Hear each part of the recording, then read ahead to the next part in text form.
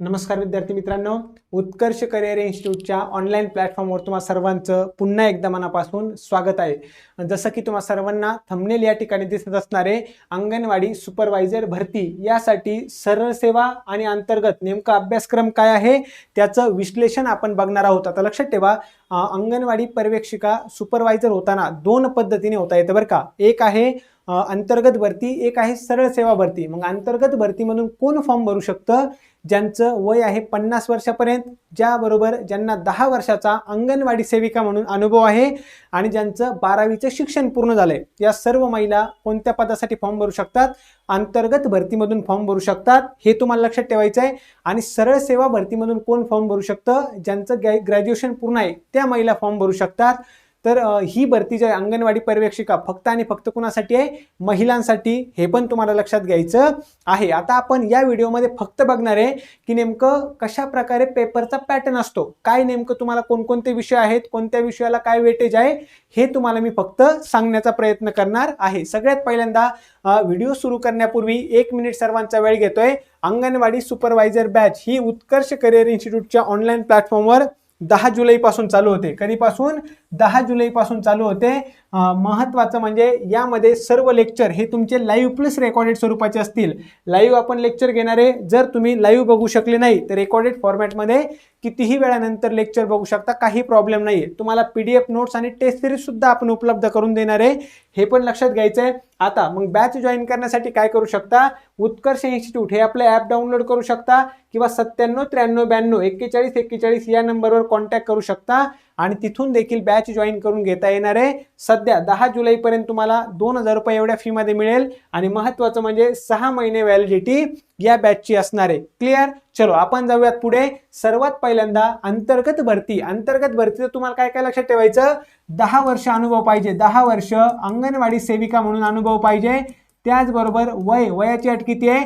50 वर्षापर्यंत वय असू शकतं आणि महत्त्वाचं म्हणजे 12वी इतकं शिक्षण असणं गरजेचं आहे। या जर तुम्ही अटी यामध्ये बसत असाल तर तुम्ही अंगणवाडी सुपरवायझर अंतर्गत भरतीमधून फॉर्म भरू शकता।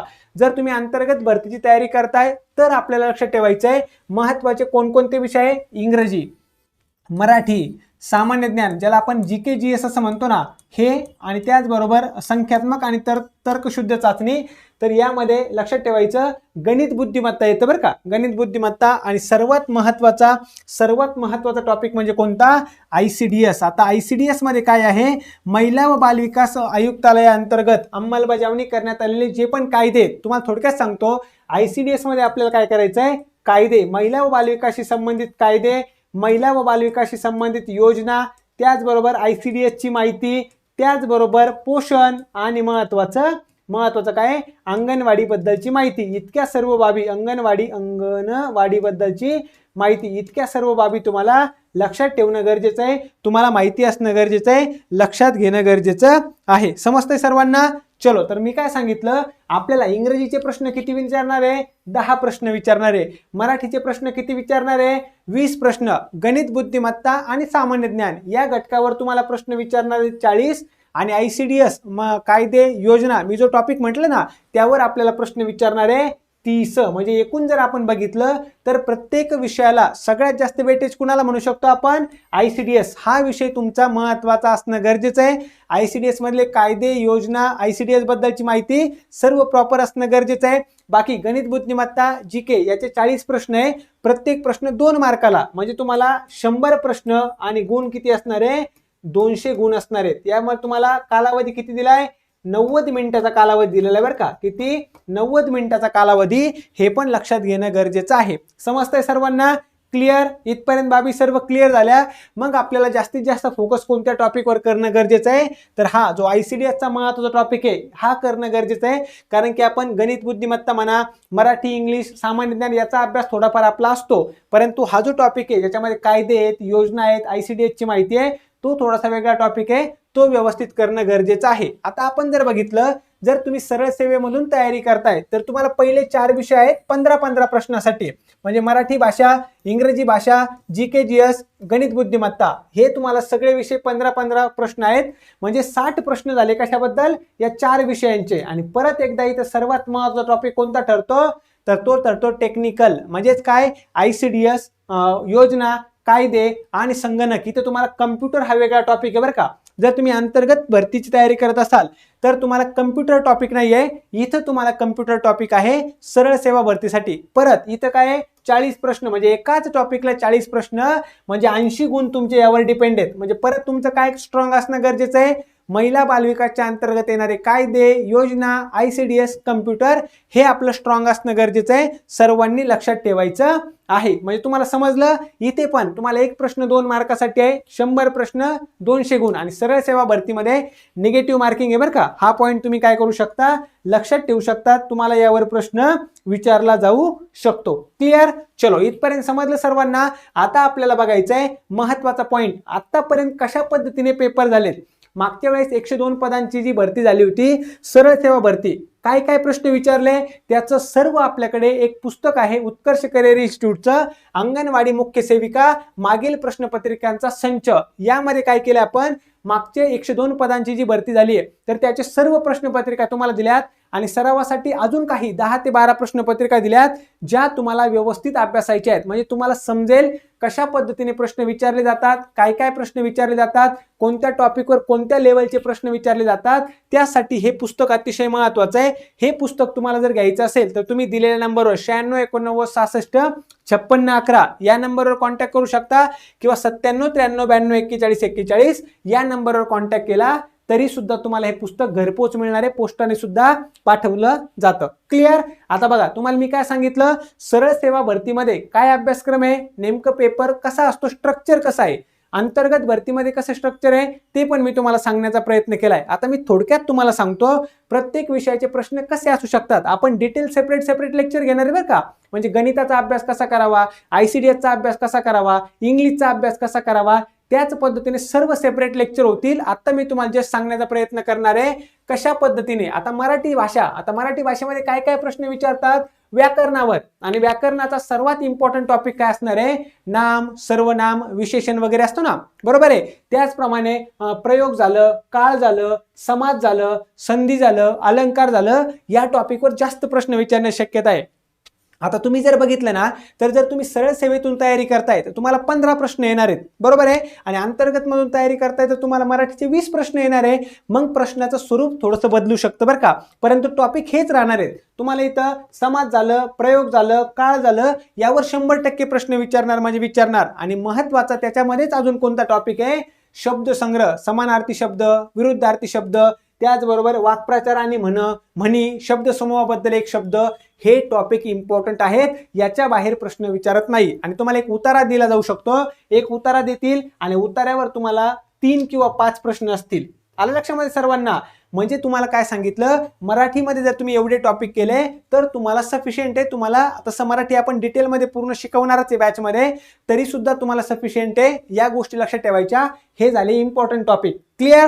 आता पुढचं आपण जर बघितलं, पुढचा आहे इंग्लिश. आता इंग्लिशमध्ये सुद्धा काय केलं जाऊ शकतं तुम्हाला, तर पार्ट्स ऑफ स्पीच, ज्याच्यामध्ये नाऊन, प्रोनाऊन वगैरे असतात ना, या सर्व गोष्टी व्यवस्थित करणं गरजेचं आहे. त्याचप्रमाणे आर्टिकल झालं, टेन्स झालं, त्याचबरोबर तुमचं डायरेक्ट इनडायरेक्ट स्पीच झालं, यावर सुद्धा प्रश्न विचारतात. म्हणजे जर आपण बघितलं, बघा आता अंतर्गत भरतीस तुम्ही तयारी करतायत, 10च प्रश्न आहे. मग 10 प्रश्नासाठी अजून आपला सिलेबस कमी होतो, परंतु तुम्हाला त्यामध्ये व्याकरणाचे कमी प्रश्न विचारतील, म्हणजे ग्रामरचे कमी प्रश्न विचारतील, व्होकॅब्युलरी जास्त विचारतील. व्होकॅब्युलरी व्यवस्थित करणं गरजेचं आहे. Synonyms, antonyms, idioms, phrases, one word substitution, हे सुद्धा आपल्याला करायचं आहे. आता सरळ सेवेची तुम्ही तयारी करताय तर त्यामध्ये तुम्हाला पॅसेज विचारला जाईल आणि पॅसेजवर प्रश्न विचारले जाईल. लक्षात घ्या बरं का, हे आपल्यासाठी काय आहे, अतिशय महत्वाचं आहे. इंग्लिश आणि मराठी मी तुम्हाला जस्ट सांगतोय सध्या कशा पद्धतीने सिलेबस असू शकतो. तुम्हाला काय करायचंय, महत्वाचं म्हणजे काय करायचंय, आपल्याला प्रत्येक टॉपिकवर जो आपण सेपरेट व्हिडिओ बनवणार आहे, म्हणजे इंग्लिशचा अभ्यास कसा करावा,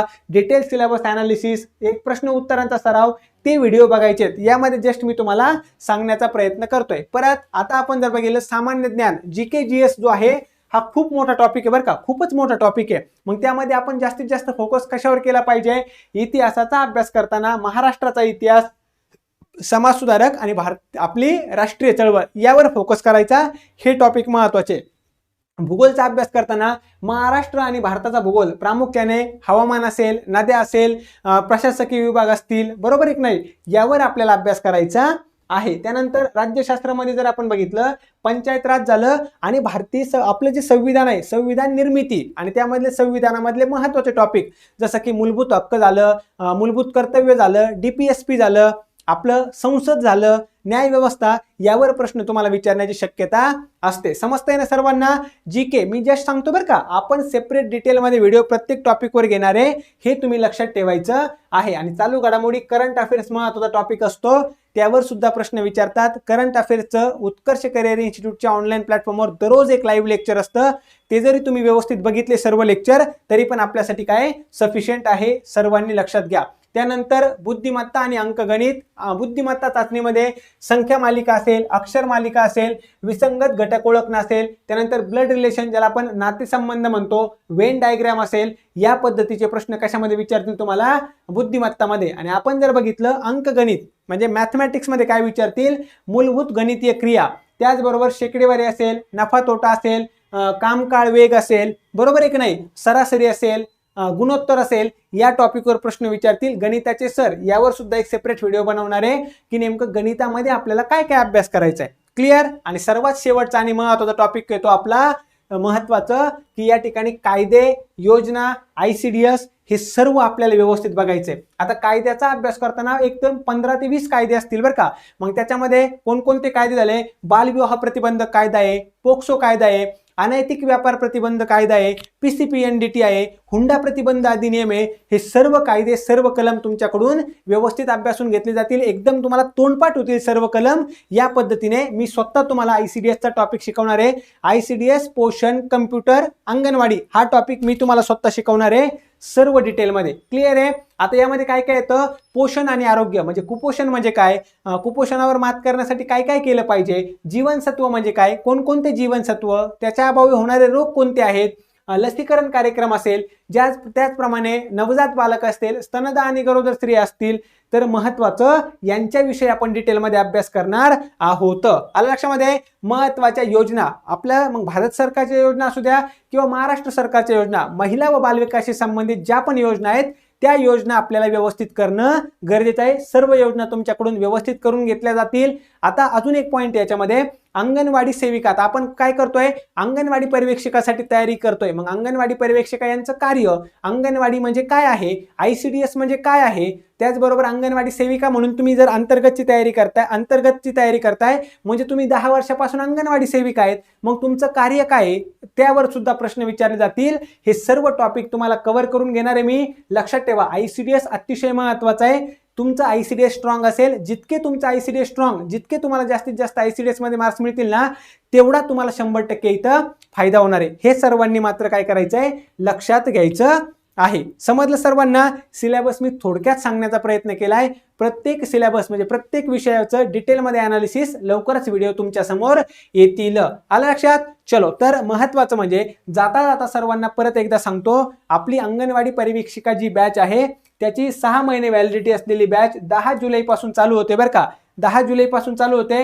त्यासाठी तुम्हाला उत्कर्ष इन्स्टिट्यूटचा ॲप डाउनलोड करायचं आहे किंवा तुम्ही 97 93 92 41 41 या नंबरवर देखील कॉन्टॅक्ट करू शकता. क्लिअर? चलो, आजचा व्हिडिओ जर तुम्हाला आवडला असेल नक्की व्हिडिओला लाईक करा, आपल्या विद्यार्थी मित्रांपर्यंत शेअर करा आणि सर्वांनी चॅनलला सबस्क्राईब करा. असेच महत्त्वाचे व्हिडिओ आता तुमच्यासाठी घेऊन येणार आहोत आपण. सर्वांना माहिती आहे, अंतर्गत भरतीसाठी जे 50 वर्ष वय करण्यात आलेलं आहे म्हणजे आपल्यासाठी एक सुवर्ण संधी आहे. सर्वांनी व्यवस्थित अभ्यास करायचा आहे. उत्कर्ष करिअर इन्स्टिट्यूट नक्कीच तुमच्या सोबत आहे. क्लिअर? थांबूयात आपण या ठिकाणी, भेटूयात आपल्या पुढच्या व्हिडिओमध्ये. तोपर्यंत सर्वांना खूप खूप धन्यवाद. Thank you so much. बाय सर्वांना.